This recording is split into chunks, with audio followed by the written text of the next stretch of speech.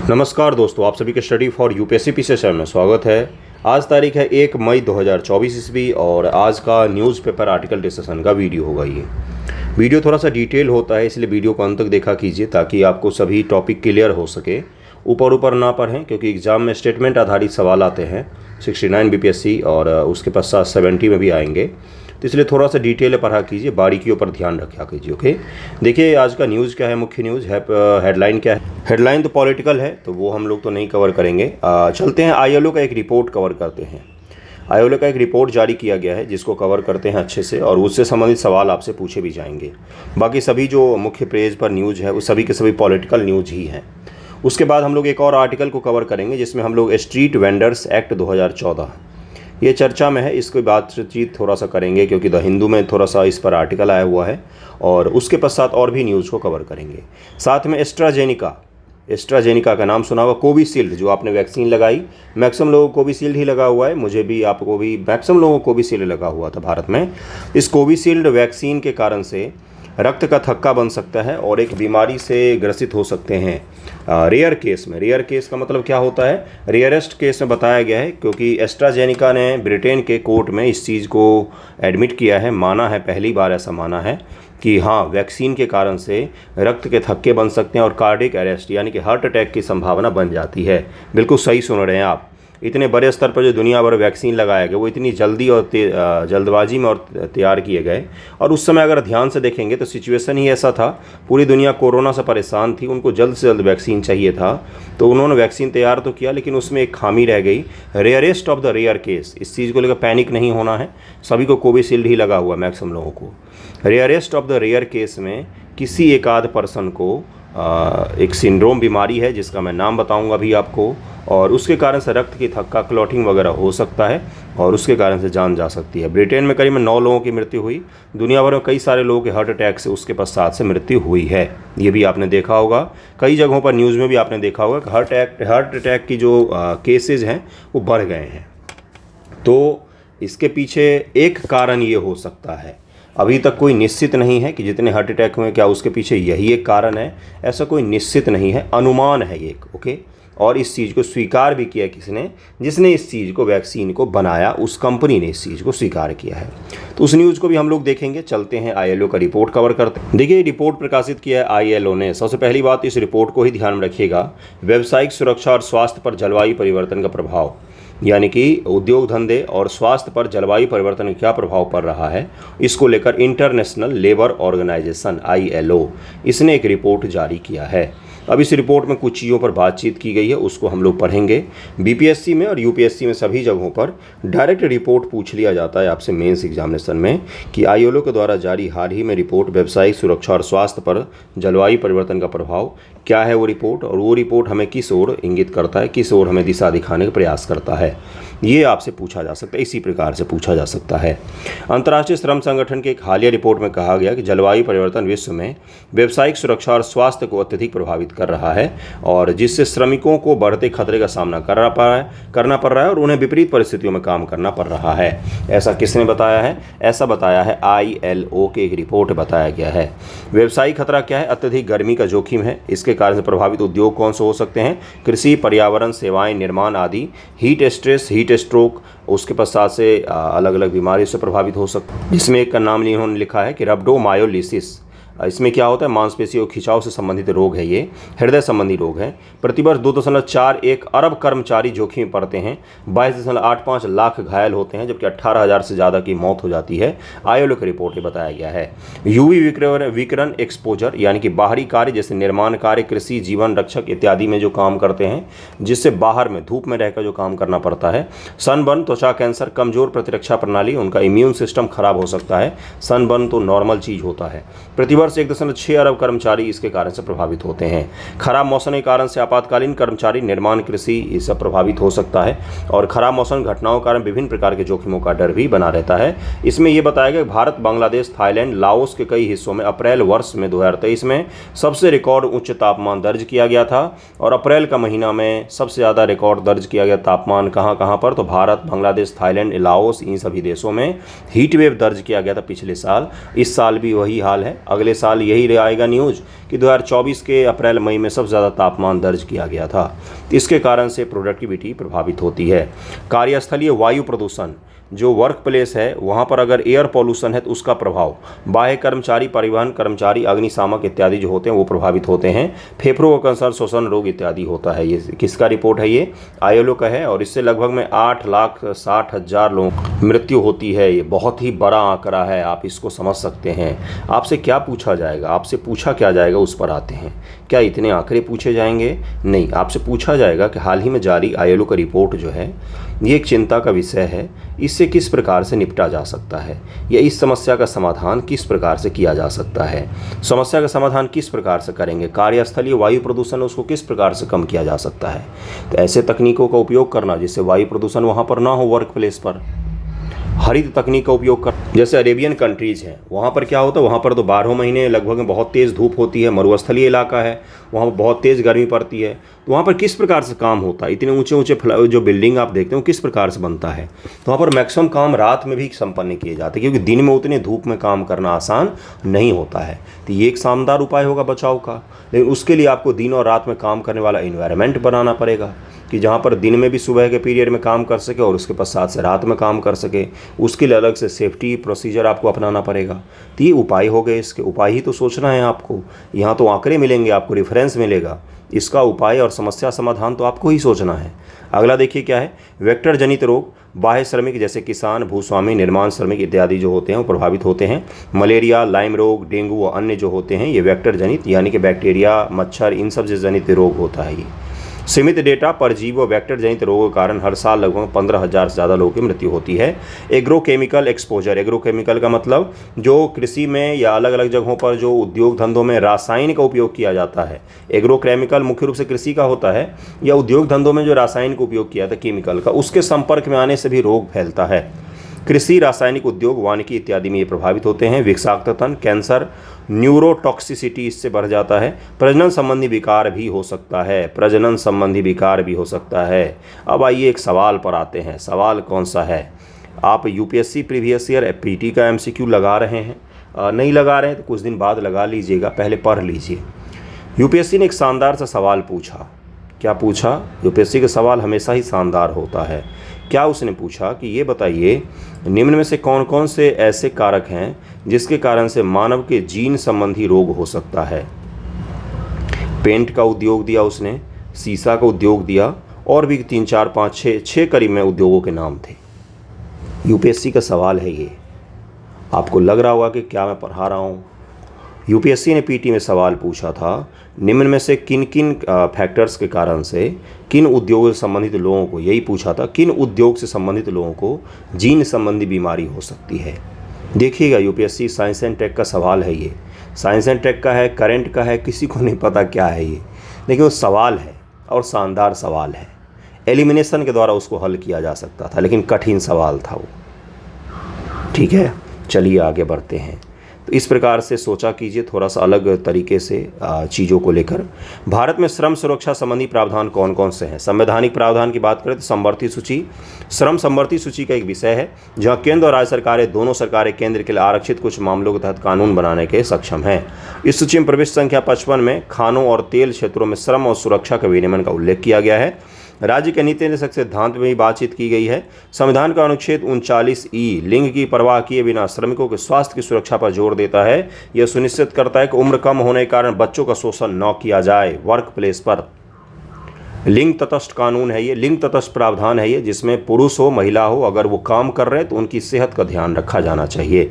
इसका उद्देश्य व्यक्तियों को आर्थिक परिस्थितियों के कारण ऐसे व्यवसायों में शामिल होने के लिए मजबूर होने से रोकना है जो उनकी शारीरिक क्षमताओं के लिए उपयुक्त नहीं हैं। मैनुअल स्क्रैम्जिंग मतलब कि हाथ से जो हम लोग मैला उठाने का काम होता है आज भी हमारे सोसाइटी में, उसको लेकर भी कानून बनाया गया है। कई सारे मजदूरों की मृत्यु होती है ना सेफ्टी टैंक की सफाई करते समय, तो यही वो कुछ प्रावधान हैं जो इस तरह के काम को रोकने के लिए बनाए गए हैं। अनुच्छेद 42 में कहा गया है कि राज्य न्याय संगत सुरक्षा, श्रम की मानवीय स्थिति, मातृत्व राहत के लिए प्रावधान करेगा। अनुच्छेद 43 राज्य के उत्तरदायित्व को रेखांकित करते हुए सुनिश्चित करता है कि सभी श्रमिकों को, चाहे वो कृषि, उद्योग अथवा अन्य क्षेत्रों से हों, एक ऐसा वेतन मिले जो उन्हें एक बेहतर जीवन स्तर प्रदान करता हो। ऐसा नहीं होना चाहिए कि 8 घंटे खटा रहे हैं और वेतन भी नहीं दे रहे हैं। इसमें श्रम की वह स्थितियाँ सम्मिलित हैं जो जीवन के संतोषजनक गुणवत्ता, पर्याप्त अवकाश, सामाजिक और सांस्कृतिक अवसरों तक पहुँच सुनिश्चित करती है। इसके अतिरिक्त राज्य को ग्रामीण क्षेत्रों में व्यक्तिगत या सहकारी रूप से कुटीर उद्योग को प्रोत्साहन देने की दिशा में भी काम करना चाहिए। कुटीर उद्योग अगर हो जाता सभी जगहों पर स्थापित तो कौन कौन सी समस्या का निदान हो सकता था। पहला, गरीबी खत्म हो जाती। इससे धीरे धीरे करके ग्राउंड लेवल पर 5वीं बड़ी अर्थव्यवस्था है और 88 करोड़ लोगों को अनाज भी देना पड़ रहा है, तो ये डायलेमा ख़त्म हो जाता है यहाँ पर कुटीर उद्योग होने से। और क्या होता, पलायन पर रोक लगता। और क्या हो सकता है कुटीर उद्योग से, महिला सशक्तिकरण हो सकता है, क्योंकि कुटीर उद्योग श्रम प्रधान होते हैं और महिलाओं को श्रम अधिक मुहैया करवाते हैं कुटीर उद्योग से। और क्या होता, ग्रामीण अर्थव्यवस्था जो है आत्मनिर्भर बनने लग जाती। और क्या होता, देश में मैन्युफैक्चरिंग सेक्टर बढ़ सकता था, देश में प्रोडक्शन बढ़ सकता था, गरीबी कम होती, जो सामाजिक मानदंड है उसमें हम ऊपर आ सकते थे, भूखमरी जैसी चीज़ों से निपट सकते थे एक कुटीर उद्योग को बढ़ावा देने से।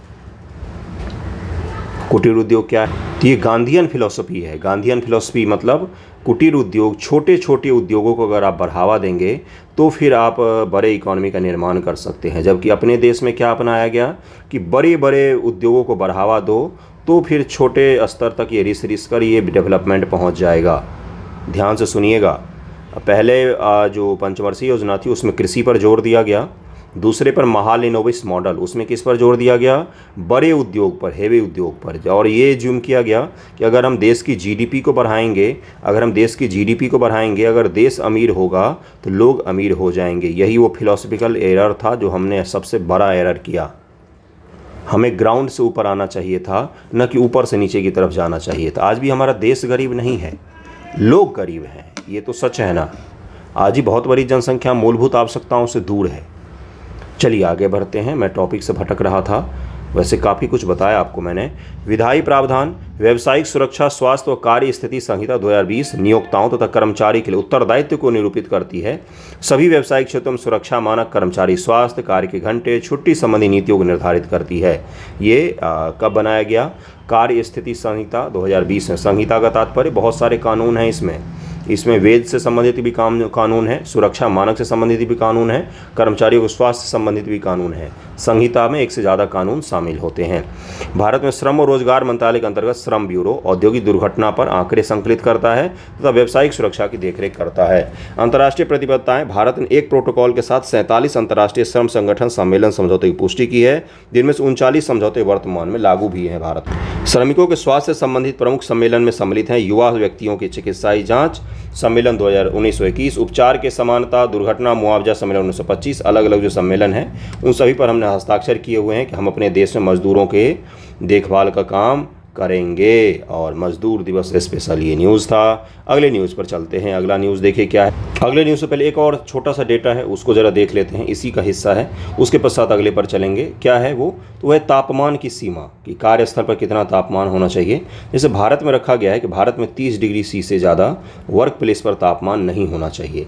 चीन में है कि भाई बाहर अगर 40 डिग्री सी तापमान है तो काम रोक देना चाहिए। सिंगापुर ने जैसे अपने यहाँ बना रखा है कि 29 डिग्री सी से ज़्यादा तापमान हो रहा है तो रोक देना चाहिए। तो ये कुछ अलग अलग जगहों पर वर्क प्लेस के हिसाब से बनाए जाते हैं और वर्क प्लेस पर टेम्परेचर मेंटेन करना काफ़ी मुश्किल काम होता है और ज़रूरी भी होता है। क्यों, गर्मी में इंसान की प्रोडक्टिविटी कम हो जाती है। ओके, चलिए अगले न्यूज़ पर चलते हैं। देखिए ये द हिंदू में आर्टिकल आया हुआ है, implementing the street vendors act. ये कब पारित किया गया था, तो 2014 में पारित किया गया था, 1 मई 2014 को। मजदूर दिवस के अवसर पर स्ट्रीट वेंडर्स को लेकर एक्ट 2014 ईस्वी में पारित किया गया था। ये ध्यान में रहेगा आपको, ठीक है।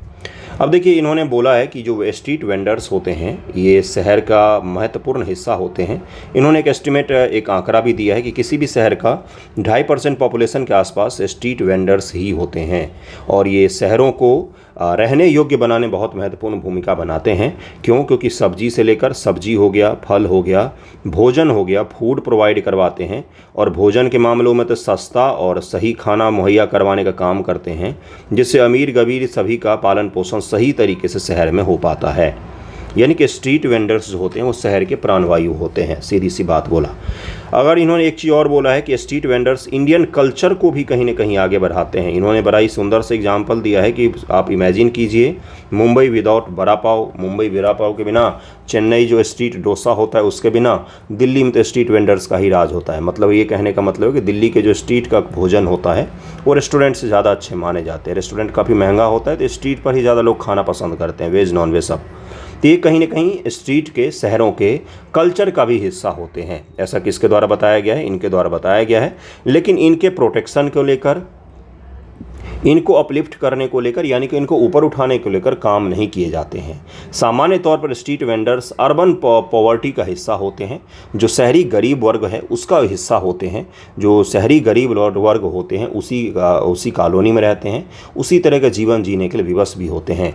क्योंकि इनके अधिकारों को लेकर इनमें जागरूकता नहीं है, और जागरूकता है भी तो सरकारें और रंगदार से लेकर सड़क के छोटे मोटे छुटमैया नेता से लेकर हर कोई इनको परेशान करने का काम करता है। पुलिस स्टेशन में भी बंधा हुआ होता है, इनका पता ही होगा, मासिक आपको देना ही पड़ता है। नगर पालिका तो टैक्स वगैरह लेती ही है। इसके साथ साथ इनको अधिकार भी नहीं मिलते हैं। जिस कॉलोनी में रहते वहाँ पर साफ पानी का सप्लाई नहीं होता है, बिजली का कनेक्शन वहाँ पर सही नहीं होता है, सड़कें सही नहीं होती, नाले सही नहीं होते, सामान्य तौर पर बीमारी वाले प्रदेश भी होते हैं। ये स्ट्रीट वेंडर्स की स्थिति बता रहे हैं ये। इसके पश्चात इन्होंने ये भी बोला है इस आर्टिकल में, जो लोकल बॉडीज होता है, जो हमने संशोधन के द्वारा स्थापित किया था, कौन सा संशोधन है? तो 74 संविधान संशोधन के द्वारा जो हमने अर्बन गवर्नेंस को स्थापित करने की कोशिश की, शहरी सरकारों को स्थापित करने की कोशिश की, उसके पास ही इतना पावर और वेल्थ नहीं है कि वो स्ट्रीट वेंडर्स को लेकर काम कर सके, या फिर एक उदासीनता है, इनको इग्नोर कर दिया जाता है सिरे से स्ट्रीट वेंडर्स को, जिसके कारण से ये हाशिए पर स्थित समुदाय में रहते हैं, जबकि ये शहरों के जीवन निर्वाह में सबसे बड़ी भूमिका अदा करते हैं। शहर इनके बिना आप इमेजिन कर ही नहीं सकते हैं। सोचिए, आप बाहर निकले, आपको फल ना मिले, सब्जी ना मिले, फूल ना मिले, जो भी आप ढूंढने जाते खाने को ना मिले, फिर आप कैसा होगा बताइए, कैसे सर्वाइव करेंगे? तो ये एक इनके इम्पोर्टेंस को भी दिखाता है, और इनके लिए जो सुख सुविधाएं सरकारें आज तक नहीं कर पाई हैं उसको भी दिखाने की कोशिश करता है। तो हम लोग थोड़ा सा स्ट्रीट वेंडर्स की वर्तमान स्थिति, गवर्नमेंट इनके लिए क्या क्या प्रयास कर रही है, उसको थोड़ा सा समझने की कोशिश करते हैं। जैसे अगर एग्ज़ाम में इनसे जुड़ा हुआ सवाल पूछा जाए, पीटी मेंस कहीं पर भी, तो आप उसको आसानी से हल कर सकें। ओके, चलिए देखते हैं क्या है इनकी वर्तमान स्थिति। स्ट्रीट वेंडर्स वैसे व्यक्ति होते हैं जो सामान की बिक्री के लिए एक अस्थायी निर्मित संरचना के बिना जनता को बड़े पैमाने पर वस्तुओं की बिक्री की पेशकश करते हैं। सड़क किनारे जो वेंडर्स दिखते हैं आपको, वही होते हैं स्ट्रीट वेंडर। स्ट्रीट वेंडर सामान को बेचने के लिए अस्थायी रूप से फुटपाथ या अन्य सार्वजनिक निजी स्थान पर कब्जा कर लेते हैं, या अस्थायी तौर पर अपने सामान को ठेले या सिर पर टोकरियों में लेकर एक स्थान से दूसरे स्थान पर जाते रहते हैं। जनसंख्या क्या है? दुनिया भर के प्रमुख शहरों, विशेष रूप से एशिया, लैटिन अमेरिका, अफ्रीका के विकासशील देशों में स्ट्रीट वेंडर्स की संख्या काफ़ी वृद्धि हुई है, और शहरी पॉपुलेशन बढ़ने के कारण भी के पीछे भी एक बड़ा कारण इसके माना जाता है। क्योंकि होता क्या है, जैसे दिल्ली में अगर आप जाएंगे तो आप पूरा दिल्ली घूम लीजिए, मैथिली भोजपुरी में बात करके आपको सभी जगह पर खाना, रिक्शा सब कुछ मिल जाएगा। क्योंकि बिहार के बहुत ज़्यादा लोग हैं यहाँ पर, स्ट्रीट वेंडर्स में बहुत ज़्यादा है, हद से ज़्यादा है। तो ये क्या बताता है कि पलायन के कारण जो शहर में लोग आते हैं तो सभी को उच्च वर्ग की नौकरी ही नहीं मिल पाती है। मैक्सिमम लोग यही छोटे मोटे काम करके रहते हैं, लेकिन उनको ये अपॉर्चुनिटी अपने राज्य में नहीं मिल पाता है, इसीलिए वो दिल्ली जैसे शहरों में आते हैं। ठीक है, तो ये एक बहुत बड़ा कारण माना जा रहा है कि दुनिया भर में देखा जा रहा है एक ट्रेंड कि शहरों में स्ट्रीट वेंडर्स की संख्या बढ़ रही है। भारत में लगभग 49.48 लाख स्ट्रीट वेंडर्स की पहचान की गई है। उत्तर प्रदेश में सबसे अधिक 8.49 लाख, उसके बाद से मध्य प्रदेश और 7.04 लाख स्ट्रीट वेंडर्स हैं। दिल्ली में केवल 72,457 स्ट्रीट वेंडर्स है, लेकिन दिल्ली का अगर आप साइज़ देखेंगे तो इतना सा है, उत्तर प्रदेश इतना सा है ना। सिक्किम में किसी स्ट्रीट वेंडर की पहचान नहीं की गई है, वहाँ पर अस्थाई वेंडर्स जो होते हैं वो ज़्यादा है, सरकार ने उनको लीगलाइज करके अस्थाई बना दिया है, इसलिए सिक्किम में स्ट्रीट वेंडर्स की पहचान नहीं की गई है। तो वहाँ भी मोमोज़ तो बिकेंगे ही, कुछ नहीं तो मोमोज़ तो बिकेगा ही। संवैधानिक प्रावधान, व्यापार करने का अधिकार, अनुच्छेद 19(1)(g) भारतीय नागरिकों को किसी भी पेशे को अपनाने या व्यवसाय, व्यापार या वाणिज्य करने का अधिकार देता है। स्वतंत्रता का अधिकार उसका जी भाग वो 19(1)(g, जिसमें आपको कोई भी व्यापार करने का अधिकार दिया है, देश में कहीं पर भी कर सकते हैं।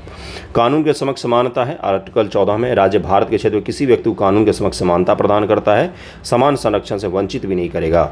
सामाजिक न्याय की अवधारणा भी है। भारतीय संविधान प्रस्तावना में कहा गया कि भारत संप्रभु समाजवादी धर्मनिरपेक्ष लोकतांत्रिक गणराज्य है। अपने समस्त नागरिकों के लिए सामाजिक, आर्थिक और सामाजिक न्याय की बात कहाँ पर की गई? प्रस्तावना में भी की गई है। सामाजिक न्याय, रॉल्स को पढ़ा होगा आपने, तो अवसर की समानता सुनिश्चित करेगा। पॉलिटिकल साइंस में थिंकर है रॉल्स, उसके बिना सामाजिक न्याय पूरा नहीं होता है। निदेशक सिद्धांत अनुच्छेद 38(1) के तहत में राज्य द्वारा सामाजिक व्यवस्था सुनिश्चित कर लोगों के कल्याण को बढ़ावा देने का निर्देश देना है, जिसमें राष्ट्रीय संस्थाओं सामाजिक, आर्थिक और राजनीतिक न्याय सुनिश्चित किया जाएगा। 38(2) में भी है, आय की स्थिति के लिए बातचीत की गई है। और 39(a) में राज्य को सुनिश्चित करने के लिए नीति तैयार करने का निर्देश देता है कि नागरिकों, पुरुषों और महिलाओं को समान रूप से आजीविका के पर्याप्त साधन तक पहुँच हो।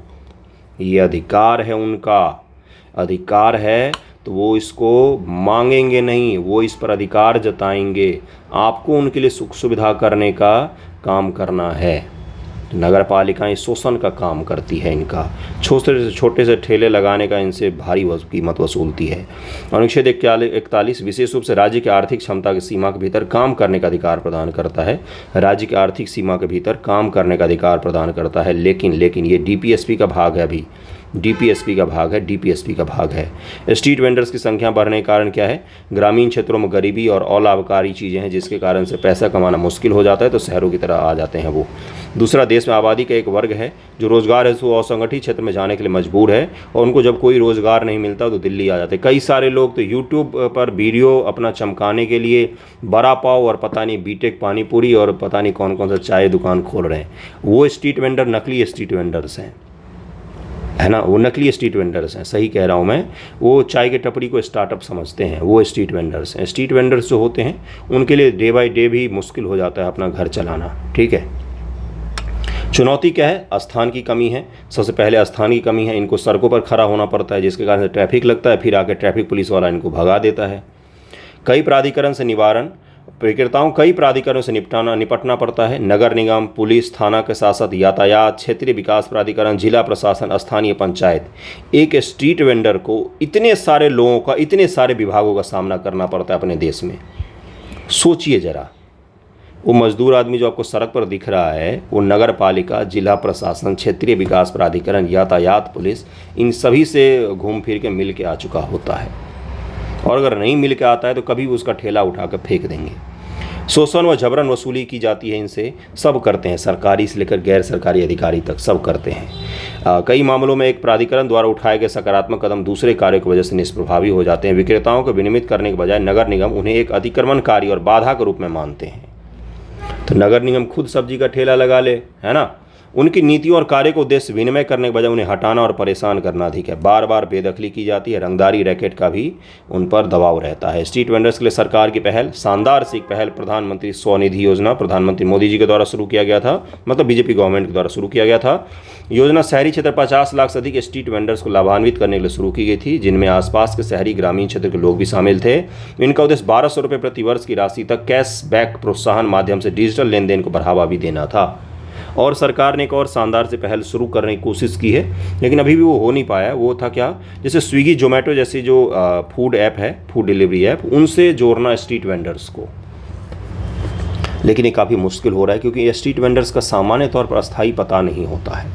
National association of street vendors of India एक संगठन है, देश भर के हजारों स्ट्रीट वेंडर्स के आजीविका अधिकारों की सुरक्षा के लिए कार्य करता है।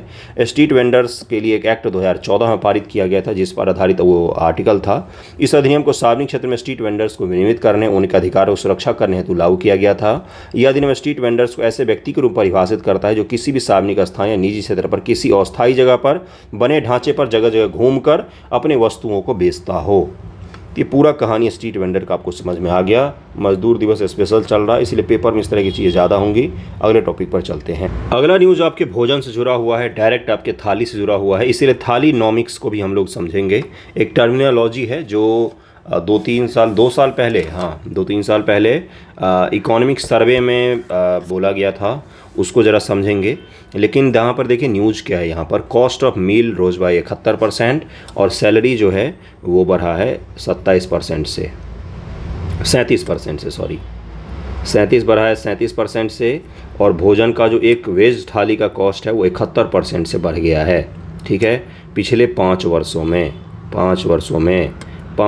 में अब पिछला स्वनिधि योजना की मैंने तारीफ़ की तो कई सारे लोग मुझे बोल रहे होंगे बीजेपी सपोर्टर हैं सर, अब यहाँ पर 5 वर्षों में आपके खाने की कीमत 71% से बढ़ गया है।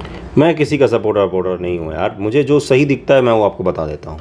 अपना दिमाग होता है ना, सोचा करो ना, 5 साल में क्या थाली कीमत नहीं बढ़ी है, क्या बढ़ी है तो बात ख़त्म।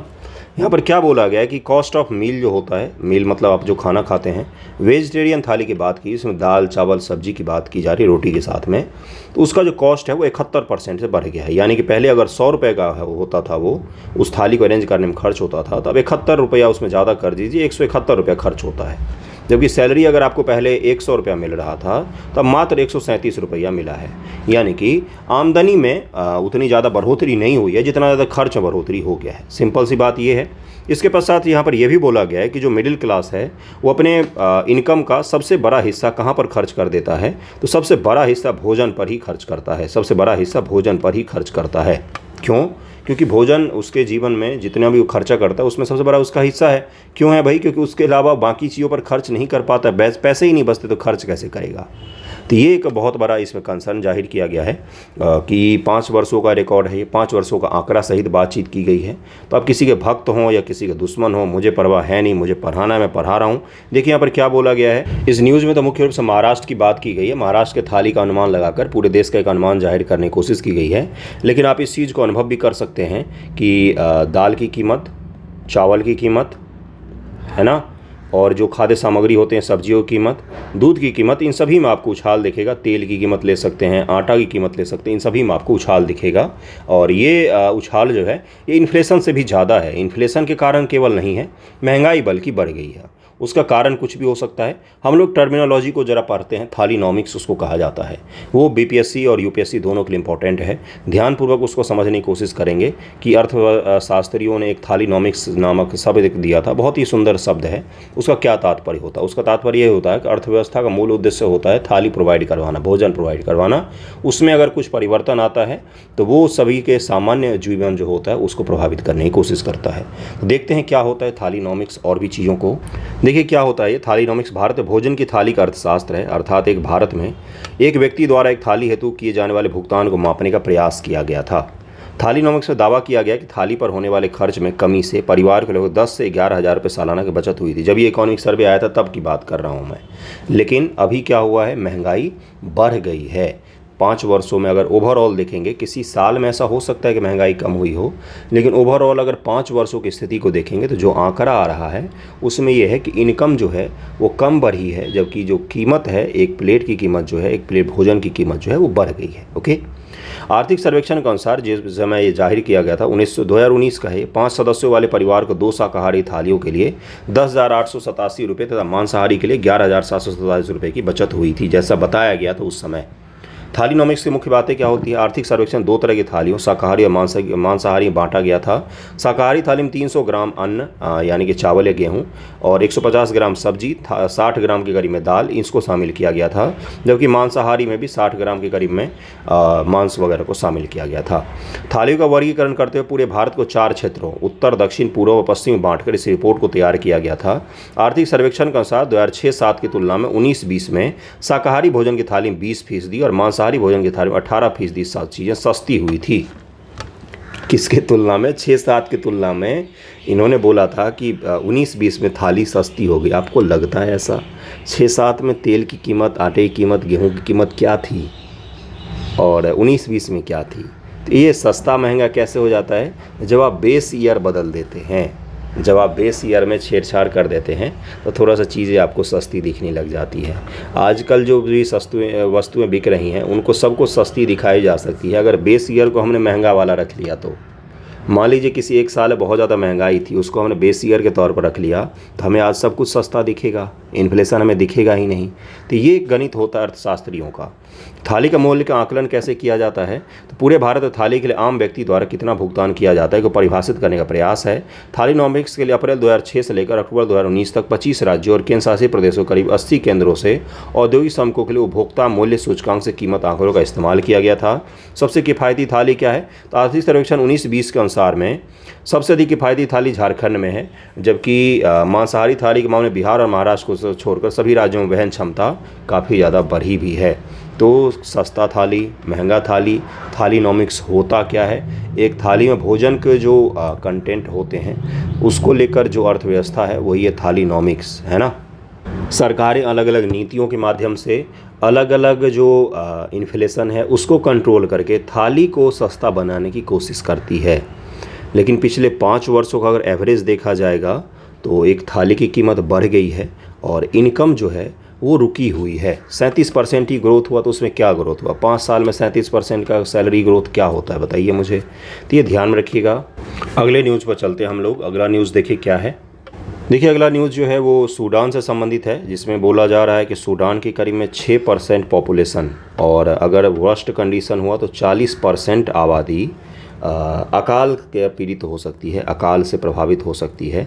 और ये क्यों हो रहा है, तो सूडान में आपको पता होगा कि वहाँ पर गृह युद्ध छिड़ा हुआ है और सेना के ही जो अलग अलग समूह हैं वो आपस में लड़ रहे हैं और उसके कारण से वहाँ पर गृह युद्ध का माहौल बना हुआ है। तो सूडान का हम लोग मैप देखेंगे, समझेंगे सूडान को कि क्या है उसकी स्थिति। और 18 मिलियन करीब में लोग जो हैं प्रभावित हो सकते हैं इसके कारण से। बहुत ही बड़ा आंकड़ा है ये और बहुत बड़े स्तर पर मृत्यु हो रही है लोगों की अकाल के कारण से आज के दौर में 2024 ईस्वी में। क्यों, मैन मेड भी हो सकता है, प्राकृतिक कारण भी हो सकता है। अगले न्यूज़ पर चलते हैं। अगला देखिए क्या है, देखेंगे इसके मैप को हम लोग, लेकिन अगला न्यूज़ देखिए क्या है। अगला है कि एडमिरल दिनेश के त्रिपाठी जी जो हैं इनको नेवल चीफ नियुक्त कर दिया गया है। कल इनकी नियुक्ति हुई है पद पर, कल इनकी नियुक्ति हुई है पद। क्या नाम है इनका, एडमिरल दिनेश के त्रिपाठी इनका नाम है। और ये कल से 26 में, कौन से, तो 26 में नेवी चीफ बने हैं, 26 में नेवी चीफ बने हैं ये। ओके, अगले पर चलते हैं। अगला जो न्यूज़ है यही वो न्यूज़ है जिसके बारे में मैंने आपको शुरू में समझाया था कि एस्ट्राजेनिका ने इस चीज़ को माना है, यूके के कोर्ट में माना है। यूके कोर्ट में एक व्यक्ति ने पिटीशन डाला था कि एस्ट्राजेनिका लेने के पश्चात से मेरे ब्लड में क्लॉटिंग हुई और मुझे तकलीफ़ हुई। उसके पश्चात से एस्ट्राजेनिका से जांच पड़ताल की गई, पूछा गया तो उसने पहली बार इस चीज़ को एडमिट किया कि हाँ, जो कोविशील्ड वैक्सीन है, कौन सी, जो कोविशील्ड वैक्सीन है उसके कारण से ब्लड क्लॉटिंग की समस्या हो सकती है, ब्लड क्लॉटिंग की समस्या हो सकती है। और एक बड़ा ही सुंदर सा नाम दिया है इन्होंने, बड़ा ही सुंदर सा नाम दिया। क्या है उसका नाम, देखिए यहाँ पर लिखा हुआ है नाम, थ्रोम्बोसाइटोपेनिया सिंड्रोम, TTS इसको कहा जाता है। इस सिंड्रोम में क्या होता है, इसका साइड इफ़ेक्ट है ये ब्लड क्लॉटिंग हो सकता है। और ब्लड क्लॉटिंग के कारण, ब्लड क्लॉटिंग का मतलब क्या होता है, रक्त का थक्का जमना, रक्त में थक्के जम जाना, ठीक है। उसके कारण से क्या होगा, कार्डिक अरेस्ट, हार्ट में ब्लॉकेज हो जाता है और उस ब्लॉकेज के कारण से कार्डिक अरेस्ट होता है, आपका जकड़ लेगा सीना। और हार्ट अटैक जो सुनते हैं उसको कार्डिक अरेस्ट ही कहा जाता है। तो हार्ट अटैक की जो संभावना बनती है उसमें एस्ट्राजेनिका के वैक्सीन का योगदान हो सकता है, ऐसा पहली बार एडमिट किया इसने। इस बीमारी का नाम क्या है, तो अभी जो मैंने बताया TTS, थ्रोम्बोसाइटोपेनिया सिंड्रोम इसका नाम है, TTS इसका नाम है। इसको ज़रूर ध्यान में रखिएगा किसके कारण से होता है ये। तो ऐसा बोला जा रहा है कि एस्ट्राजेनिका के जो वैक्सीन है कोविशील्ड, उसके कारण से ये बीमारी हो सकती है। Rarest of the rare case है, यानी कि 1 लाख जनसंख्या पर अगर कोई एक बीमारी कोई एक व्यक्ति को होती तो उसको रेयर माना जाता है।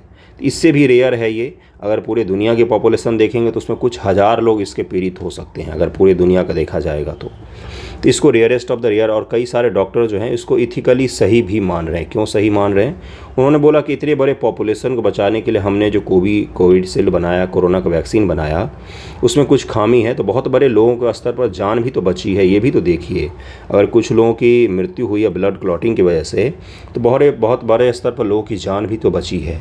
अगर कोरोना का वैक्सीन उस समय नहीं बनता तो फिर क्या स्थिति होती, तब फिर कितने लोगों की जान जाती, कभी इसको भी सोचा कीजिए। तो ये कई सारे जगहों पर डिबेट शुरू हो गया है इसको लेकर। हाँ, लेकिन ये भी है कि इस कंपनी को पहले ही इस चीज़ को एडमिट करना चाहिए था। कोरोना के समय में जब टीका को लेकर सवाल खड़े किए जा रहे थे तो उनको साइंस विरोधी, विज्ञान विरोधी, देश विरोधी और पता नहीं कौन कौन सा विरोधी कहा जा रहा था। लेकिन उन सवालों को सुना जाना चाहिए था, वो सवाल वाजिब थे। उसमें ये बोला जा रहा था कि आप सही से जांच पड़ताल तो कीजिए सभी टीकों का, तब जाके आप क्या कर सकते हैं, टीकों को लोगों के लिए उतार सकते। किसी एक भी व्यक्ति की मृत्यु नहीं होनी चाहिए कोविशील्ड के कारण से। जिस चीज़ को जीवन बचाने के लिए उसने लिया है वही उसके जीवन के खतरे के कारण बन जाए, ऐसा ना हो। एस्ट्राजेनेका का इस रोग का नाम ध्यान रखिएगा। वैक्सीन तो आपको पता ही है। अब देखिए आने वाले समय में इस पर क्या होता है। वैसे भारत सरकार ने बोला कि पैनिक करने की कोई आवश्यकता नहीं है, और भारत सरकार अगर कोई बयान देती है इससे संबंधित, उस पर भी हम लोग चर्चा कर लेंगे अगले वीडियो में। अगला न्यूज़ देखिए क्या है। अगला सूडान का मैप है, जिसको ज़रा समझ लीजिए। सूडान का मैप ध्यान में रखिएगा। ये रेड सी है, समुद्र से इसकी सीमा लगती है। और ये इरिट्रिया है, इरिट्रिया देश है। ये इथियोपिया है। ये साउथ सूडान है। ये यहाँ पर सेंट्रल अफ्रीकन रिपब्लिक है, सेंट्रल अफ्रीकन रिपब्लिक है। ये चाड है, ये चाड देश है। और खार्तूम इसकी कैपिटल है, खार्तूम इसकी कैपिटल है। ज़रूर ध्यान रखिएगा इसको। और आज का वीडियो यहीं पर समाप्त करते हैं। कैसा लगा है ज़रूर बताइएगा। थैंक यू सो मच आप सभी का। डेली पढ़िए, कभी कुछ अच्छे इंटरेस्टिंग टॉपिक होंगे, कभी कुछ बोरिंग से टॉपिक होंगे, लेकिन पढ़ना तो आपको पड़ेगा ही। ओके, डेली पढ़िए, अच्छे से पढ़िए, रेगुलर रहिए बस। और एग्ज़ाम आपका नज़दीक है, 30 सितंबर अब बहुत दूर नहीं है, तो अच्छा होगा कि आप ज़्यादा से ज़्यादा समय पढ़ने पर दें। Okay, thank you so much आप सभी का वीडियो देखने के लिए।